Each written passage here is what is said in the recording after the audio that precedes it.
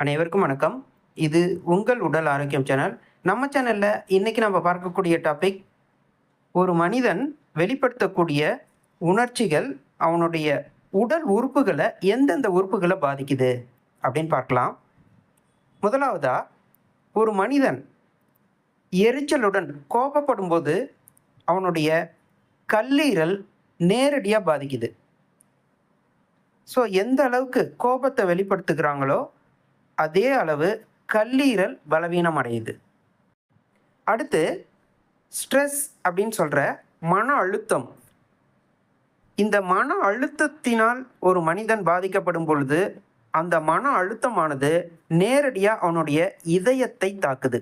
அப்போ இதயம் பலவீனப்படுது. அடுத்ததாக பார்த்தீங்கன்னா, கவலை. ஒரு மனிதன் கவலைப்படும்போது அவனுடைய ஜீரண மண்டலம், குறிப்பாக இரைப்பை பாதிக்கப்படுது.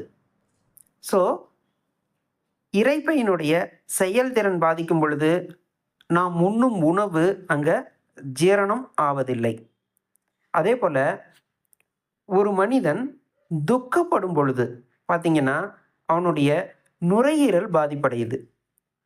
ஸோ அவனுடைய சுவாசம் அதில் தடுமாற்றம் ஏற்படுறதுக்குண்டான வாய்ப்புகள் அதிகம் இருக்குது. அதே போல் ஒரு மனிதன் பயம் அப்படிங்கிற உணர்ச்சியை வெளிப்படுத்தும் பொழுது அவனுடைய சிறுநீரகம் முழுமையாக பாதிப்படைய ஆரம்பிக்குது.